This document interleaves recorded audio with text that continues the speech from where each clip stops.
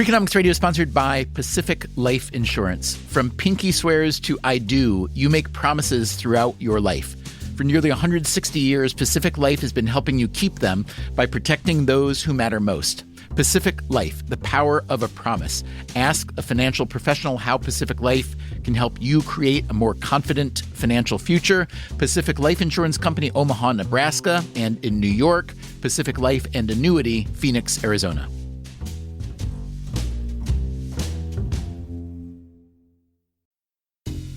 Freakonomics Radio is sponsored by TalkAboutPD.com.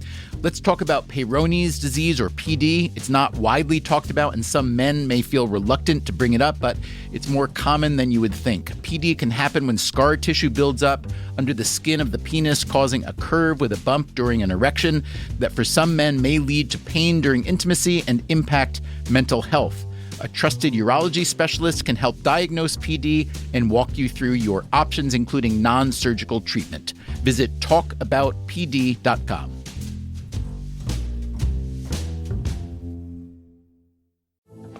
Hi, Grandma. Grandma's ranch spinach dip is the best. A secret family recipe so bold and zesty, passed down It's through Hidden Valley Ranch Dip Mix. What? The secret. I just use Hidden Valley Ranch Dip Mix to pack my spinach dip with bold ranch flavor. So your famous dip isn't a legendary secret recipe? Why does everyone think that? Just use Hidden Valley Ranch Dip Mix. Visit hiddenvalleyranch.com to get this recipe and more for your next family gathering. It's a town most people hadn't heard of, and which many couldn't even pronounce. It's really the middle of nowhere. It's a nondescript, Middle English town, population about that of Wichita, Kansas. Its claims to fame? King Richard III was buried there, otherwise fairly sparse. It was once England's post-industrial leather centre, now the epicenter of the English potato chip industry. But in the last few months, it has become... It has become home to the greatest underdog story of all time. We are talking, of course, about Leicester. This town has become the centre of the sporting world. That's Leicester, Leicester, center of the sporting world, yes, but more specifically, the world of English football, or what we Americans call soccer. What this team have done, this innocuous little team, a team that were almost like an extra in a movie, or a third cousin at a bar mitzvah, surprised to have been invited and just happy to be in the background of the photographs. They've gone from the very bottom of the Premier League to the very top in the course of 12 months. Today on Freakonomics Radio, how did this happen? Watching them, I can only describe it as like watching the miracle on ice. You believe in miracles? Yes! Happen over 36 games again and again. I think it's the biggest betting upset we've ever seen in the UK and around the world. But even more important, what does the Leicester City miracle mean for the rest of us? If Leicester City can win the Premier League, you can do anything. And he's quick, and he's fast, and he has an eye for goal. It's Jeffrey Schlupp. It's still him. It's Azor. It's 3, and Leicester are flying away.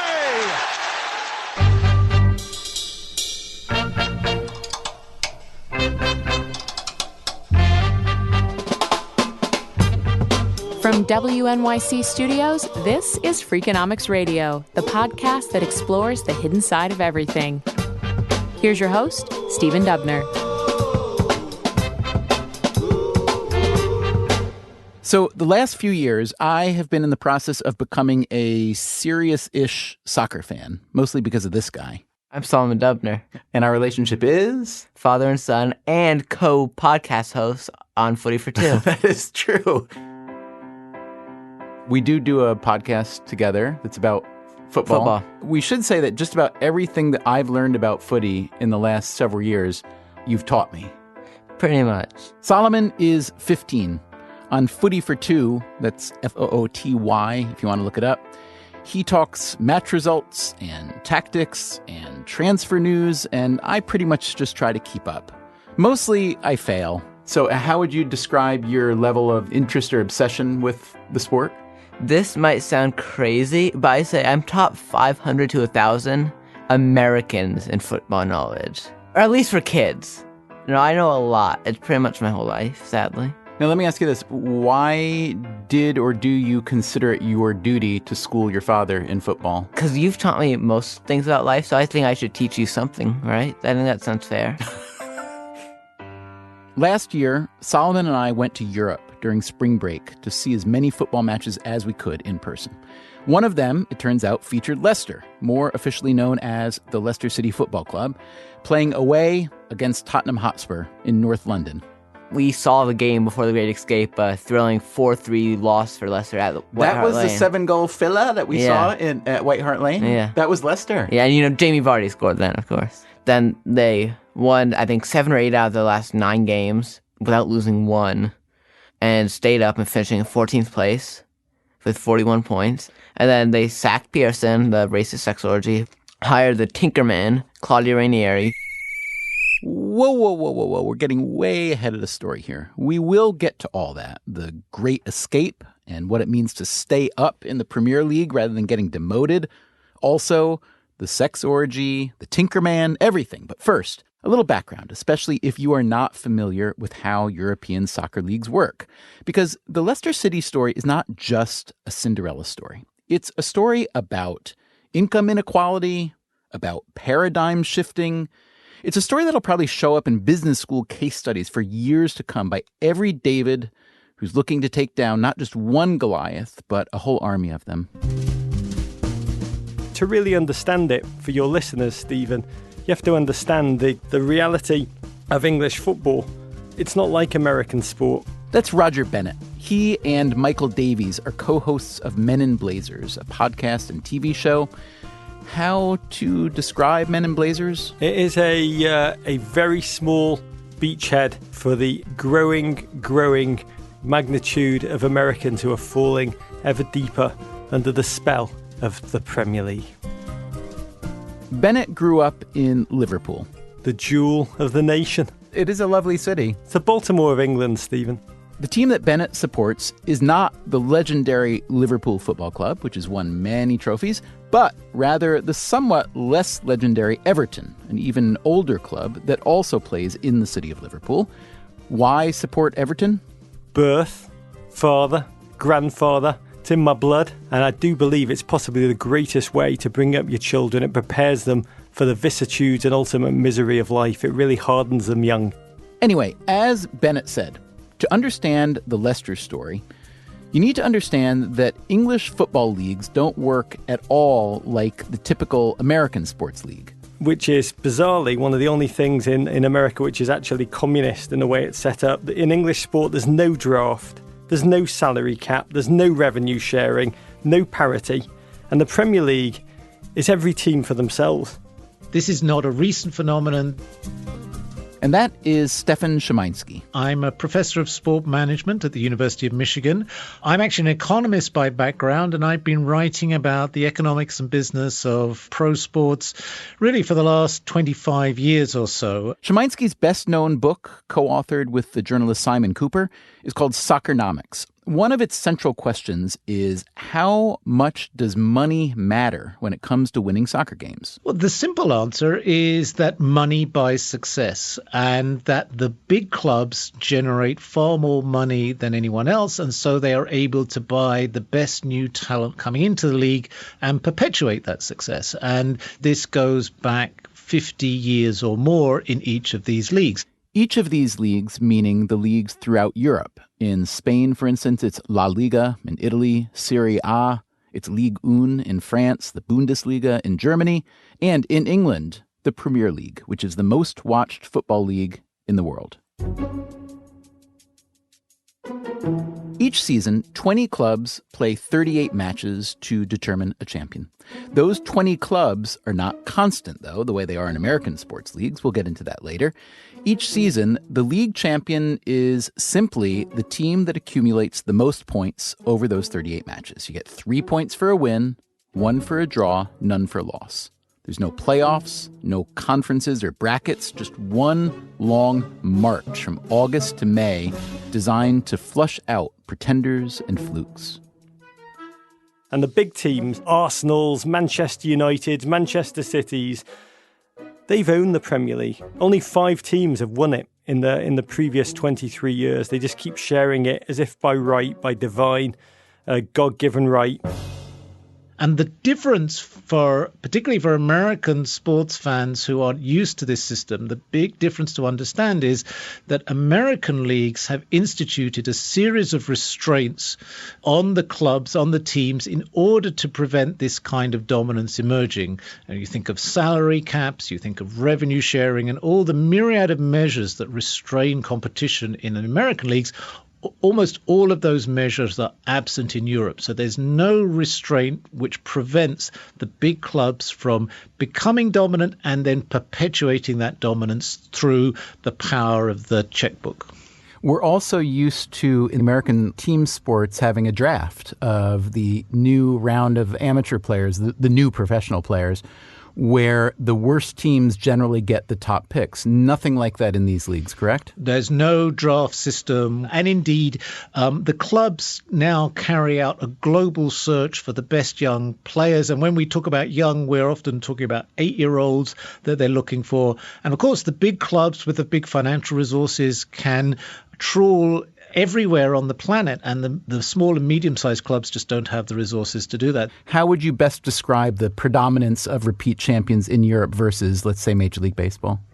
So I wrote a paper on this with a couple of co-authors, Luigi Busacchi and Tommaso Velletti, a few years ago. And the way we put this was to talk about how many teams could possibly get into the top 5 places over a given period of time, the top 5 ranking, say, in win percentage for a season, and how many actually do.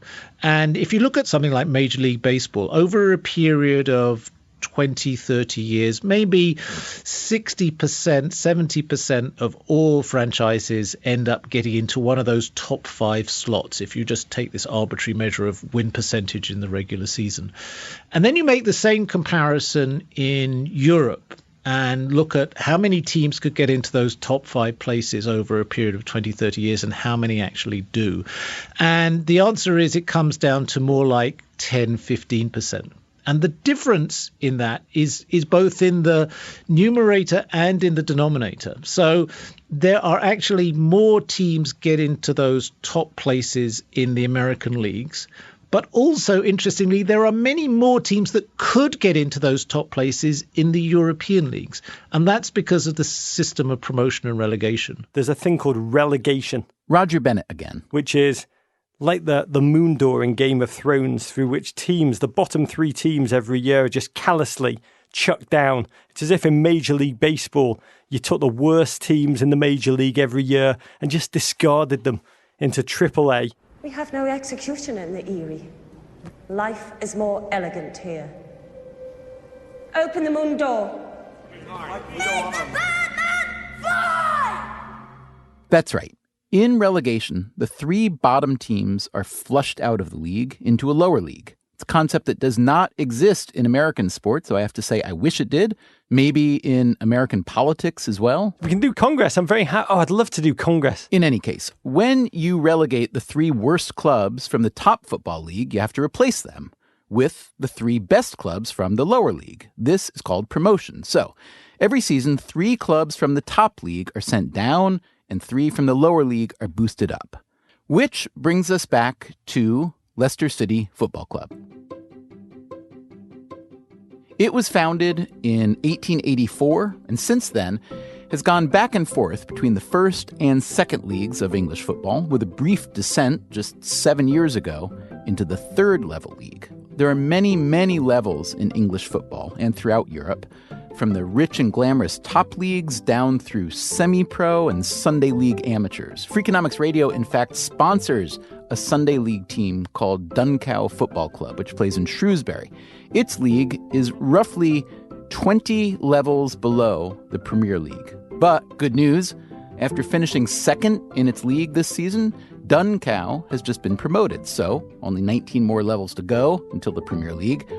Leicester City, meanwhile, 2 years ago finished atop the second division of English football and was therefore promoted to the Premier League. But toward the end of their first season back in the top league, it looked like they were bound for relegation again. As recently as April 17th, 2015, little Leicester, decrepit little Leicester, were bottom of the table, doomed. There were 9 games to go. No one gets off the bottom of the table and manages to escape relegation. Somehow, they won 7 of the last 9. They Glenn Closed it back to life. It was fantastic. This was the Great Escape that Solomon was talking about, and the match that we saw Leicester lose in person to Spurs was the match just before they caught fire. So, by winning 7 of their last 9 matches, Leicester stayed up in the Premier League for another season, but their troubles were hardly over. They had a manager then, a man called Nigel Pearson, who was a stern, authoritarian kind of despot, and he was willing to attack opposing players. While the game was going on, he tried to strangle one of the opposing players. He choked out an opposing player, yeah. It gets worse. Then in the off-season, Leicester, owned by a Thai entrepreneur, went on a tour of Thailand, and terrible idea to take English footballers to Thailand. A video emerged of a couple of the footballers, one of whom was Nigel Pearson's son, engaged in a shameful tryst with a gaggle of Thai prostitutes, which brought shame to the Thai owners, shame to the club. So even though Nigel Pearson led Leicester to the Great Escape from relegation, Nigel Pearson fell. He couldn't get over this video, which was social media catnip, and he was discarded, replaced with the anti-Nigel Pearson. In comes a new manager, the gentlemanly Italian Claudio Ranieri, known as the Tinkerman for constantly tinkering with lineups. Although very well liked, Ranieri has a reputation. Reputation as a loser. I mean, 29 years, he'd never won a title anywhere. The guy went lost everywhere. English journalists howled and said, this team are hopeless. They were hopeless now. They are doomed. They are doomed to relegation. The bookmakers said they're 5,000 to 1 to win the Premier League title. That's right. At the start of this season, British betting houses put Leicester's chances of winning the league at 5,000 to 1, which seemed, if anything, perhaps too generous. My son Solomon again. What would you say if I told you the Cleveland Browns are going to win the Super Bowl next season? I would say that you've started smoking marijuana. Exactly. And that's what you would have said if I said Leicester would win the league. And yet, Leicester did win the league. It was like watching Mighty Ducks. It was like watching Major League with Charlie Sheen. It was like watching Karate Kid, but for real.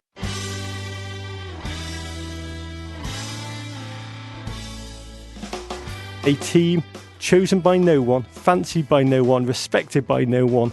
Unbelievably, they've clinched the Premier League title. And even the players that I've interviewed can't quite explain how they did it. So how did they do it? It's a combination of many factors, surely. We should start with the players. That is part of Leicester's genius. They have scouted unbelievably well. They realised they didn't have the money. They were willing to look at certain statistics in a slight money ball variation that the big teams just didn't value. Jamie Vardy, for instance, who wound up tied for second in the Premier League for goals scored. 4 years ago, he was playing in the 5th tier of English football. Pretty much pub football. Sunday league. He was a factory worker. Another relatively obscure signing was Riyad Mahrez, who wound up 5th in the league in goals. A young Algerian with the face of a young Omar Sharif. A lot of big teams had looked at him, but all the big teams said he's too slight, he's a waif. He'll never survive the physicality of English football. But Mahrez did survive, as did the rest of Leicester. They had a remarkably injury-free season, especially relative to other clubs. The players also got on with one another quite well. The players themselves all point to this unique spirit and team chemistry that exists at the club. Plus, their underestimated manager, Claudio Ranieri, made some good decisions.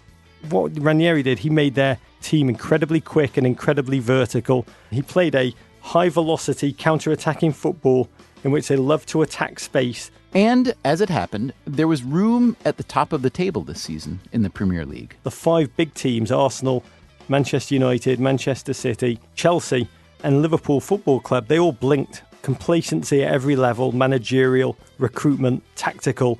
All of them have had seasons of flux, transition, disappointment. There's at least one more factor you can't dismiss. They also had luck.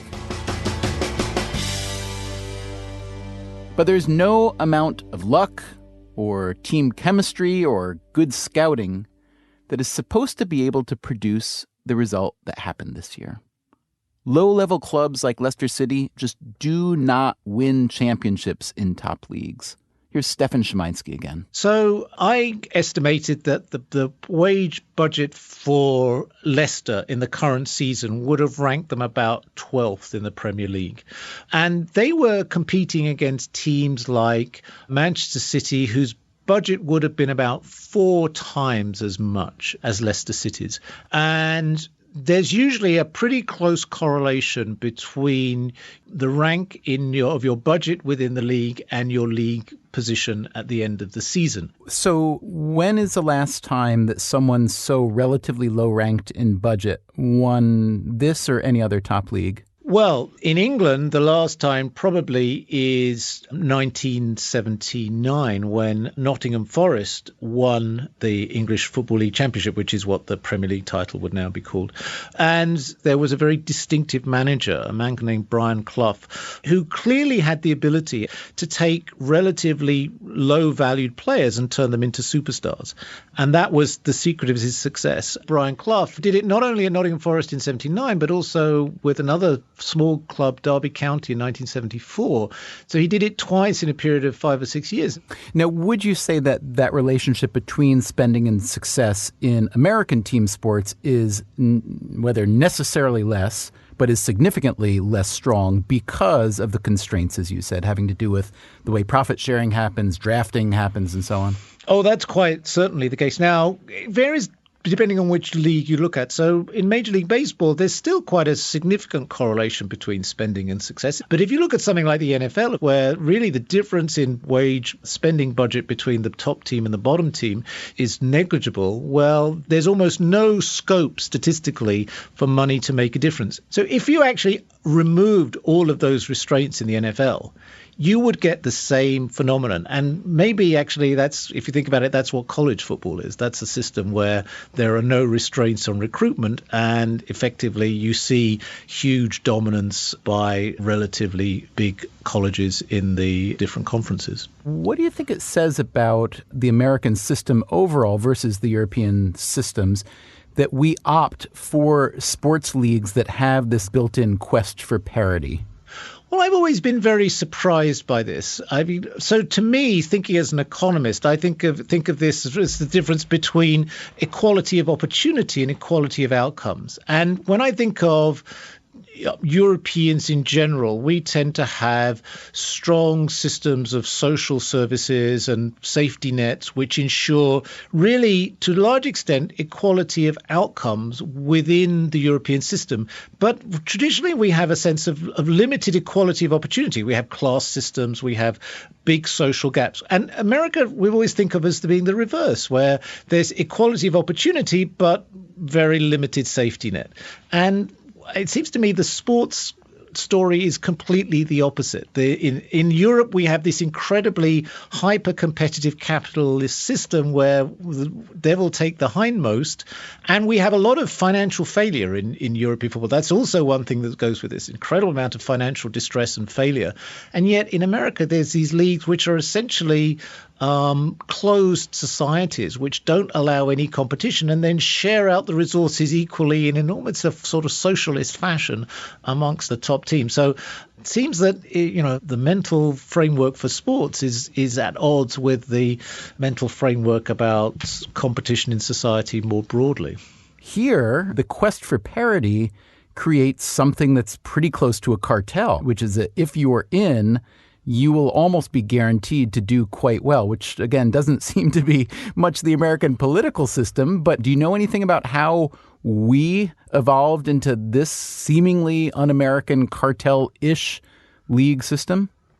Well, there are a number of steps that were very interesting in this. So one of the things is this absolute matter of faith, I think, in the United States that parity is necessary for league success. And this is something that really emerged all the way back in the 1880s when the National League in baseball started talking about the need to maintain parity and give equal chances to the weaker teams. And yet the history of European soccer proves, I think, beyond any reasonable doubt that parity is almost unimportant. I mean, so La Liga in Spain is currently, in many ways, the most successful, or certainly Barcelona and Real Madrid are two of the biggest clubs on the planet, and yet they have the most unequal league that you could imagine. And the Premier League traditionally has been for many years a very unequal competition, and yet it generates phenomenal revenue. So, for example, the combined soccer leagues of Europe now generate an annual revenue of about $25 billion, which is equal to the combined annual revenues of the NFL, Major League Baseball, and the NBA. So it's not that this is economically unsuccessful. And there are plenty of people step forward who want to put money into these leagues. Indeed, there have been many American owners investing in English soccer. Many of the Premier League teams are now owned by Americans. So this system works terribly well, it seems to me. I think one of the problems is that people have bought into this idea of parity, and that's been a cover for the leagues in order to really to cartelize the leagues and to ensure that they are very profitable for their owners. Coming up on Freakonomics Radio, just how unlikely is a 5,000 to 1 bet? The risk of dying on a bicycle is about the same as the odds were of Leicester winning the championship. We also hear from the man who every year bets on Leicester to win the league. Every year, except for this year. I foolishly moved to your country, and as a result of that, and not being in Britain in August, I somehow forgot to bet. And if you want to further your football knowledge but don't have a live-in 15-year-old tutor like I do, you might want to check out an episode from our archives called Why America Doesn't Love Soccer Yet. You can find our entire archive on Freakonomics.com. You can also subscribe to this podcast on iTunes or wherever you get your podcasts.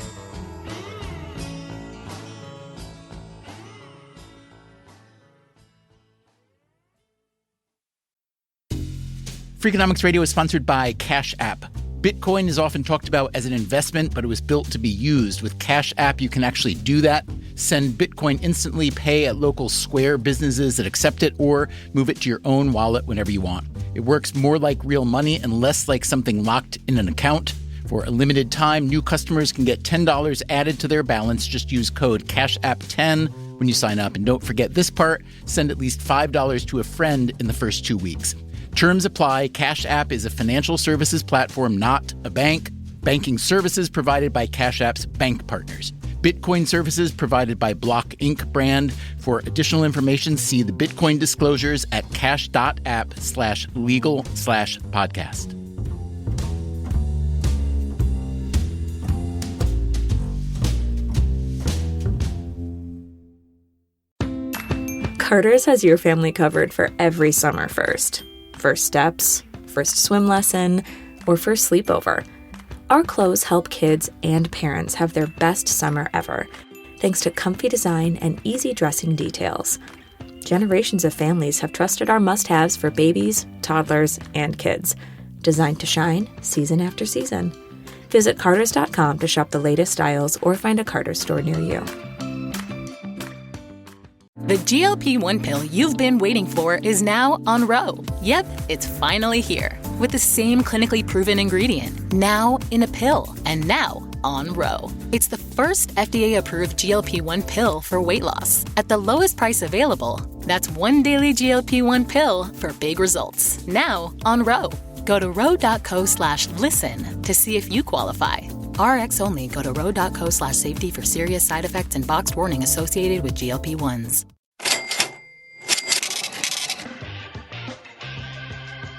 I rather famously used to always bet on them every year. That is John Micklethwaite. And I'm the editor-in-chief at Bloomberg. And I was formerly the editor-in-chief of The Economist. Which meant you lived in London? Which meant I lived in London. Micklethwaite grew up close to the city of Leicester, still has a house there. For many years, he had a tradition. Pretty much since the sort of mid-1990s, I used to go and bet every year because the start of the soccer season was the same time as my birthday, which is August the 11th, and it became a sort of ritual. And I did that throughout my long career at The Economist. All right, so you're saying that every single year for the last roughly 20 years, you've made a season-beginning bet on Leicester to win whatever the league they were in, correct? Exactly. And for most of that period, of that 20 years, I looked back and checked. I won nothing in most years. And then this past year, when the British betting houses established Leicester as a 5,000 to 1 long shot for winning the Premier League? I foolishly moved to your country, and as a result of that, and not being in Britain in August, I somehow forgot to bet. And you typically bet how much? 20 pounds? 20 pounds is what I bet recently. Okay. So let me ask you a question. If you had made your customary bet this season, you would have won roughly £100,000. Right, £100,000, which is a disappointing thing to have missed. Here's what I really want to know, John. Would you rather have won that money, which is not nothing, but it's not, a new world, or would you rather have this remarkable story of having never failed to place the bet except for the 1 year in which this bet would have paid off? Strangely, throughout this entire thing, although I've regretted not putting the money down, it's never made me not desperately want Leicester to win. Because if you've spent your life supporting this team, then you're intrinsically on that side of it. I think the other thing I should say, which is being honest, again, this doesn't reflect well on me, but at least for a couple of months of them being at the top, I miscalculated. I don't know why I did this, and I thought it was £20 against 10,000, which it would have been a lot of money, but not as much as 100,000. So I was sort of more kind of jokey about it. It was only when I did the proper maths, or actually, in fact, one of my children did the proper maths, that I began to realise the seriousness of what I missed. There's been quite a bit written about the astronomical payout that the bookies will have to make, but my assessment, I'm just curious to know if you've seen any data on this or just have any kind of intuition for it, is that there are relatively few payouts on Leicester winning, even at that very, very high rate, that there are many, many, many more people who bet the big clubs, and that it's in the interest of the bookmakers to act as if they're very aggrieved, but in fact it's a wonderful advertisement for them and they probably are doing just fine. You are a wonderfully shrewd man, and I think you're absolutely correct. In most numbers I've seen, bookmakers tend to lose out heavily when there's a favourite which is heavily backed and where there's sort of odds of like 2 to 3 to 1. You see that a bit on racehorses. That happens quite a lot. The long shots, there typically aren't many people who bet on them, Leicester to win the Premiership. But you're right, in terms of the economics of gambling, I suspect actually for the bookmakers, this has been a very good thing, because what has happened is it's excited everybody into the idea that long shots, horses that are unfancied are worth putting money on. And the honest truth is they're usually not. In the end, we're looking at probably an industry loss of around 20 million for Britain's bookmakers, which is a big payout in one day to be given out. And that is a British bookmaker, or at least a spokesman for one. John Hill is with Coral, one of the country's biggest betting shops. He's no relation to William Hill, which is the name of another big British bookmaker. We have just over 1,800 shops in the UK, but we also have a strong online business as well. And as a company, we take bets on football, horse racing. They're two of our core products. But we take bets on more or less everything, whether it's cricket, whether it's novelty betting, the British weather. That's one thing that the great British public love to bet on, the weather. Hill says that 114 Coral customers bet on Leicester City to win the Premier League at odds of 1,000 to 1 or longer. I think it's the biggest betting upset we've ever seen in the UK and around the world. No other event really compares. Just looking at some of the previous sporting achievements, Ben Curtis, the American, he won the 2003 Open Championship. He was 300 to 1 that year. That's the American golfer, Ben Curtis, winning what the Brits call the Open Championship and what Americans call the British Open. We offer bets on horse racing. The biggest ever winner in horse racing in the UK is 250 to 1. So, at 5,000 to 1, that's far bigger than anything else which has been successful before in the world of sport. How does a bookmaker establish the betting odds? So at the start of the season, we'll price up every single team. Say in the Premier League, you'll have a favourite, which normally is the side which won the Premier League the year before. So Leicester, obviously, as I say, were close to being relegated. So they were rightfully one of the outsiders. At 5,000 to 1, nobody would have said at the start of the season, well, that is the wrong price. Well, at some point, it's a bit arbitrary. That's Charlie Whelan. I teach public policy at Dartmouth College, and I'm the author of the Naked books, Naked Economics, Naked Statistics, and most recently, Naked Money. Whelan warns that we shouldn't take an odds maker's numbers too literally. When bookmakers make odds for football games or soccer games or anything of that nature, it's really not a terribly scientific process. In contrast, if you go to Las Vegas, we know with precision what the likelihood is of spinning red or black when you're doing roulette because we know how many holes there are on the wheel and so on. We know with precision what the likelihood is of drawing 21 when you're playing blackjack. Those are things that are essentially scientific because we know the number of possibilities, and therefore using probability we can estimate how frequently different combinations will come up. That's one way, of the most scientific and precise way of assessing the odds of something. The second way we can come up with probabilities or odds is we can just look at lots and lots of outcomes. When it comes to professional sports, we don't have thousands and thousands of examples of Leicester playing soccer games. We have, 10 or 20 years of data. The players, by the way, are changing over that time period. So we have relatively few data points on which to make our assessment. And therefore, it's really much more of an opinion judgment as to the likelihood that they're going to win or lose a particular game. So it is a much less scientific process. It is much less guided by past data.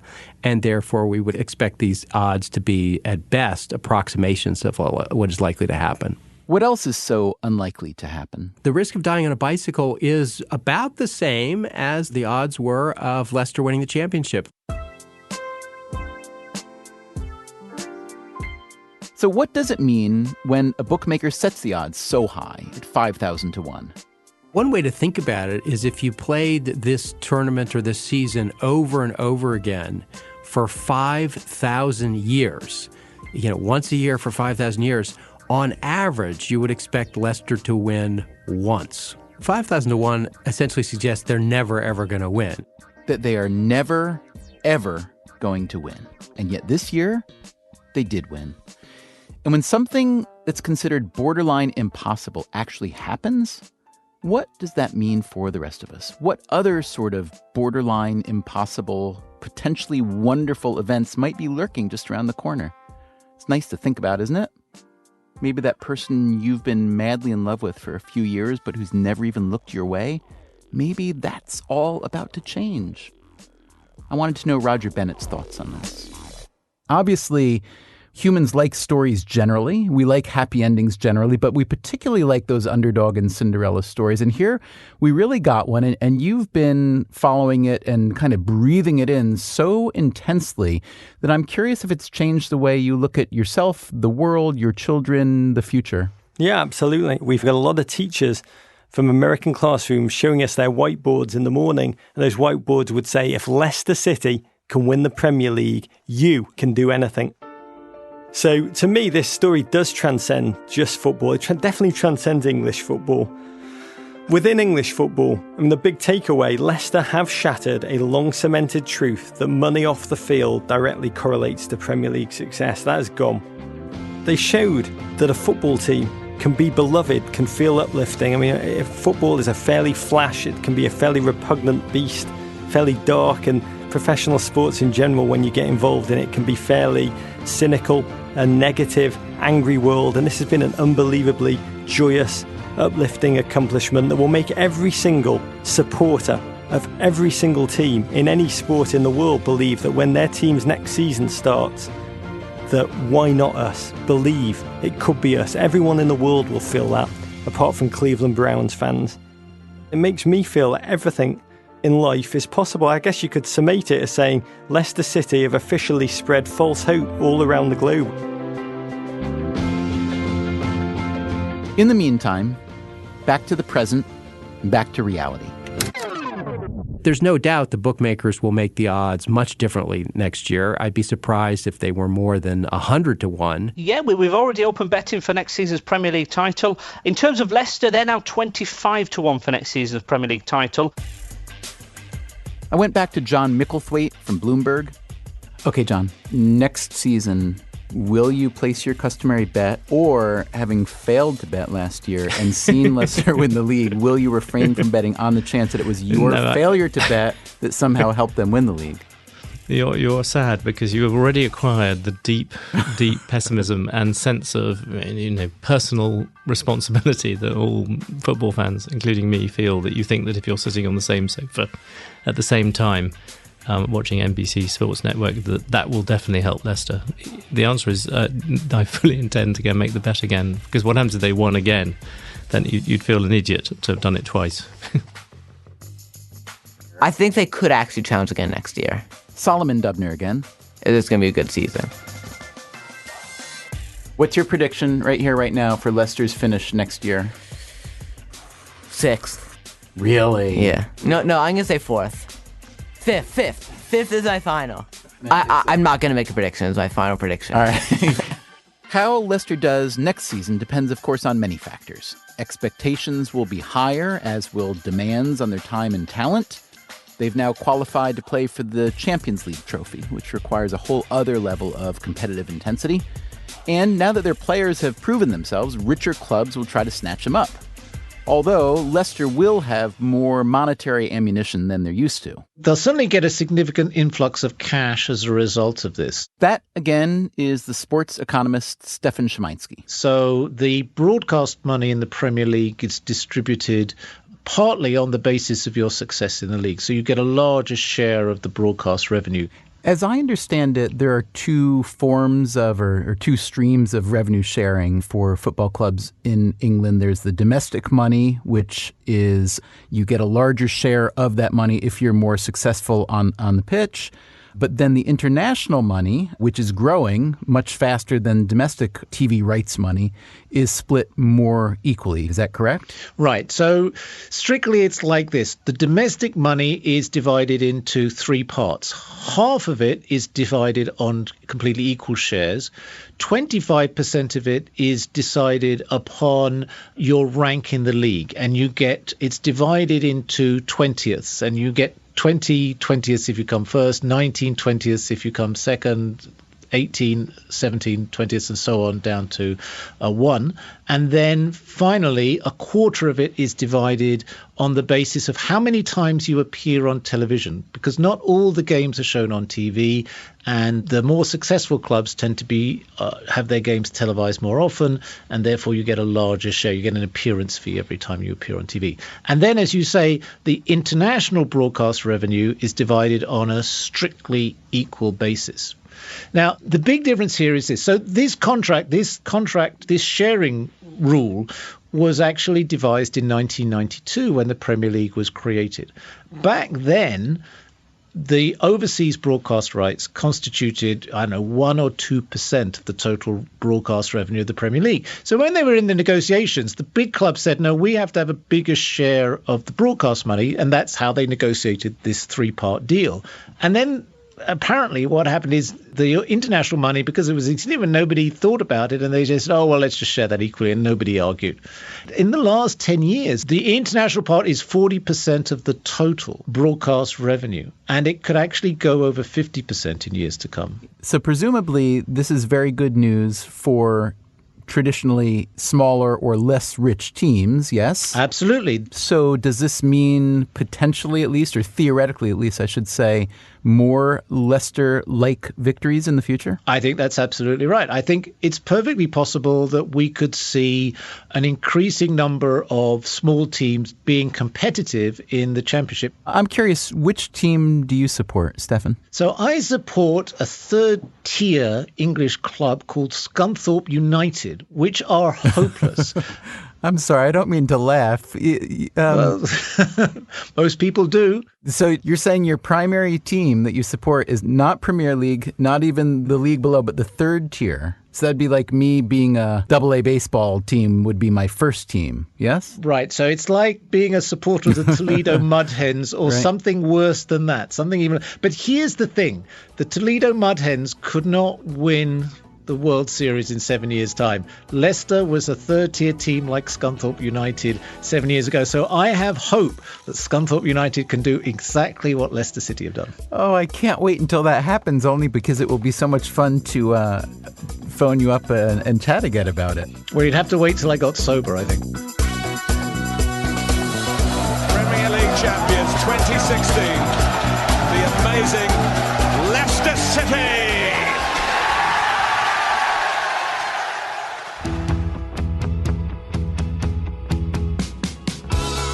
Coming up next time on Freakonomics Radio, it is nearly summertime, which probably means that you and just about everybody you know will soon be getting on an airplane, which means that you and just about everybody you know will rack up a lot of questions and even more complaints. Never underestimate the contempt people have for airlines. People hate carriers, and the airlines are out to either steal your money or get you killed or both. So, as part of this, let me apologize in advance for sounding frustrated. A pilot for a major U.S. airline answers all my questions and yours. Is it true that pilots can see you through a camera that's in the bathroom? Have you ever come close to a crash? Is there anything that you have seen on a flight that you couldn't explain? Can the pilot really fly faster? And if so, why don't they fly faster normally as a normal matter of course? That's next time on Freakonomics Radio. Freakonomics Radio is produced by WNYC Studios and Dubner Productions. This episode was produced by Irva Gunja in The Goal every week. Our staff also includes Jay Cowett and Merritt Jacob in the defensive backfield. In the midfield, Christopher Worth, Greg Rozalski, Kasia Mihailovic playing a rover, and up front, Allison Hockenberry and Caroline English. You can and should subscribe to this podcast on iTunes or wherever you get your podcasts. And come visit Freakonomics.com, where you can find our entire podcast archive, as well as a complete transcript of every episode, along with music credits and lots of extras. Thanks for listening.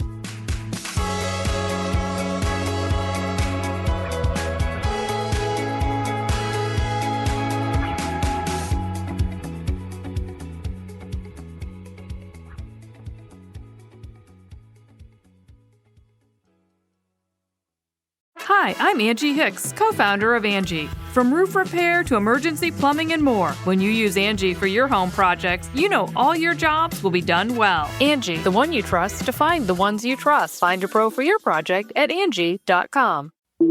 Breathe in. Feel the sense of calm that comes from having up to $300 in overdraft protection with GoToBank. Now, did you say $300? Yes. Now, back to our breathing. So if I overspend my balance, GoToBank has my back up to $300? Yes. Can we breathe out now? Less worries, more zen, with over $300 in overdraft protection. Tap to open an account today. Eligible direct deposits and opt-in required for overdraft protection. Fees, terms, and conditions apply. You wouldn't take financial advice from a 72 hours in a single day alpha influencer, would you? Same goes if you're in a car accident or any accident. Who you choose matters. That's why Morgan & Morgan exists. They're the largest injury law firm in America, and they've built a reputation by actually winning cases, not just talking about it. Over 1,000 lawyers across all 50 states and $30 billion recovered. Injured? Go to forthepeople.com/podcast. That's forthepeople.com/podcast.